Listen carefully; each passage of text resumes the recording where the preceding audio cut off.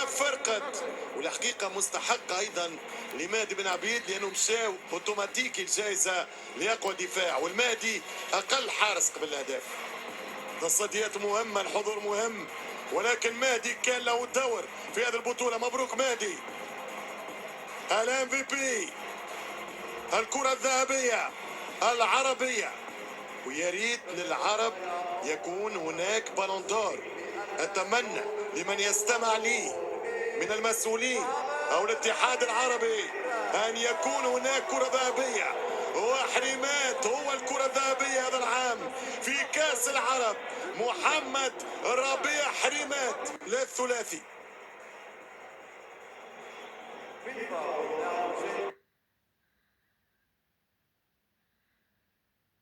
فيريد فما بالون دور للكرة العربية إن شاء الله 2026 ليتكفل بها من يتكفل.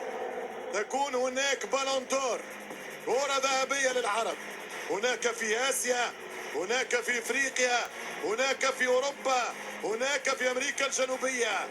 تقولون قد لا نكون قارة وهي جائزة قارية، ولكن نحن أمة أكبر من القارات ويكسب مستقبل.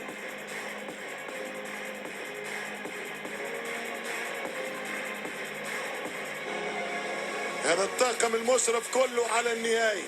شوف تحس الافتخار في نظرات نيبارك.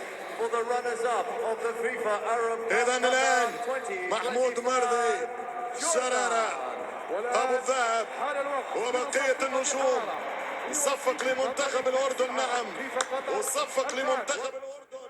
هذا الإبداع وهذا التألق. الأردن على الفذة من جديد، ولكن حتما سينول يوما ما الذهب.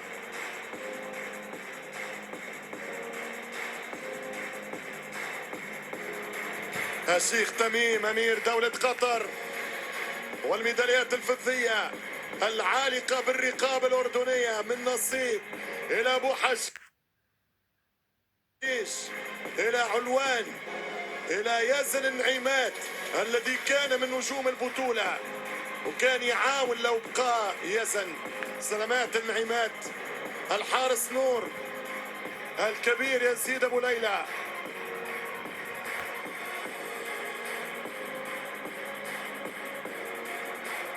كل واحد يعطيه ربي على قد قلبه، وعلى نواياكم ترزقون. من لحظات ولقطات اكشف من غير ما نعرفه معدن شخصية الكوتش السكتيوي، ولذلك ربي اعطاه الشان وكاس العرب. واكد لكم ان مرحلة المغرب القادمة سيكون فيها السكتيوي هو المدرب الاول للمنتخب بعد اتمام المهمات، ولا اقول مهمة بنجاح، من الرائع وليد الرقراقي. هذا علوان يحسب امانة الكرة المغربية الثقة في اطرها الفنية، ولكن يحسب لهم اكثر انهم يعرفوا يختاروا من غير ترضيات، من غير حسابات. هذا اللي نجح الكرة المغربية، انه الرجل المناسب في المكان المناسب. هذا مكسب اخر لإدارة فوزي رقشع الذي يتحدث مع السلامي الذي في يوم أهداه كأس الشان وبطولة أفريقيا المحليين. كأن فوزي قال له: هل أردت أن تحرمنا من الكاس يا جمال؟ السلامي فضية، السكتيوي ذهبية. الكرة المغربية بقوة، إدارة ونجوم ومدربين ولاعبين. And now, please welcome to the stage the proud winners of the FIFA Arab Cup Qatar 2025. إذن الآن الكأس الذهبية لمنتخب المغرب. إلى منصة تتويج أبطال كأس العرب فيفا قطر 2025. هذا إنفانتينو يهنى طارق السكتيوي، نجاح كبير. الآن سمو الشيخ تميم بن حمد أمير دولة قطر يكرم الأبطال. هنا كأس العرب في قطر، تتوالى الأحداث الرياضية في الدوحة في في مارس القادم في الربيع ستكون الفيناليسيما التي تم إقرارها هذا المساء بين الأرجنتين ولاروخا إسبانيا في انتظار المونديال الخاص بالسلة 2027 ومن ثم مونديال الفوليبول 2029 للمرة الأولى في الشرق الأوسط. هنا خيار واختيارات على الرياضة ورهان متواصل، وحتما ستكون الأولمبياد الهدف الرئيس لقطر في 2036. إذا تكريم المنتخب المغربي سعدان، آزارو، شويعر، أنس باش، الحارس بن عبيد يروح بذهبية شخصية وذهبية للفرق. تريسو دالي اللي كان خرج للإصابة. فريق المغربي كانت تركيبة متناغمة ومتجانسة، ومن يكون بهذه العوامل والثوابت أكيد سيكتب له النجاح.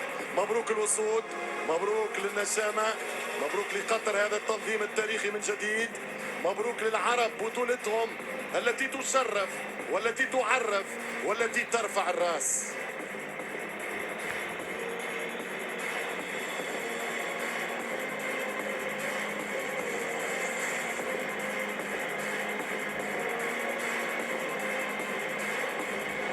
حديث بين البوفتيني وسمو الشيخ تميم بن حمد، والآن هي لحظة من لحظات الشيل، هي لحظة من لحظات القبض على اللقب، هي لحظة من لحظات النجاح والتمتع بالنجاح.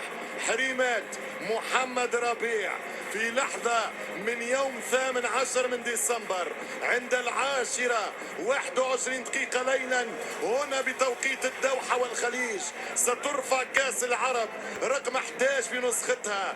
بطل من وراء بطل، هنا الحالمين بالنجاح والذين حلموا باللقب من أول نسخة في 63 في بيروت، من تونس إلى العراق 4 مرات تواليا، إلى السعودية في مناسبتين، إلى المغرب في الضربة الأولى، إلى الجزائر في الفرحة الأولى، إلى المغرب مرة ثانية.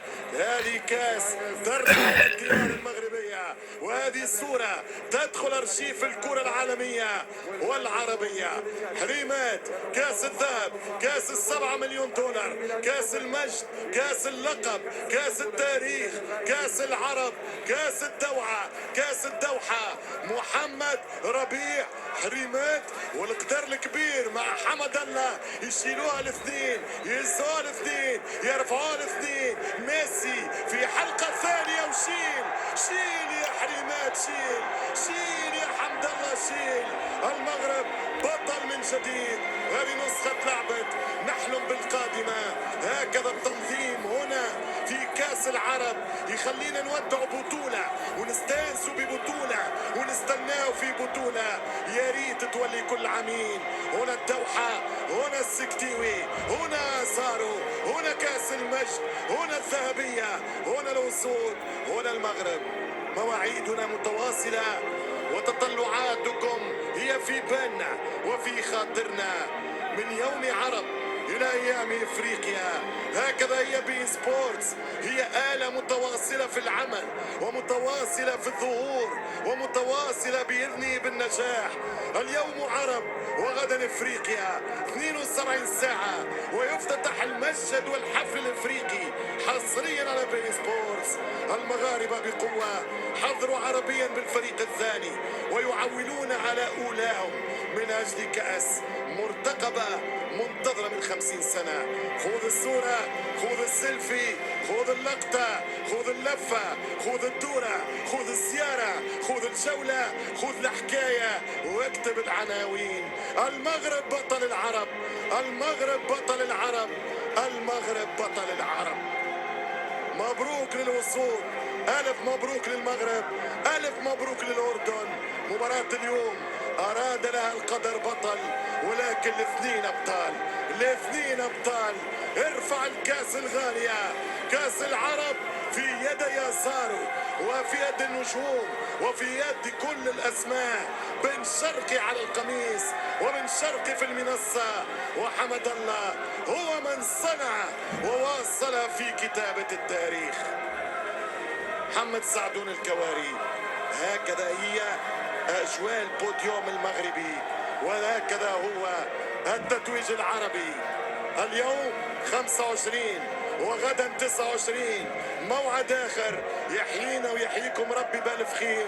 كل عام وأنتم بخير، كل عام والعرب بخير، كل عام احنا العرب.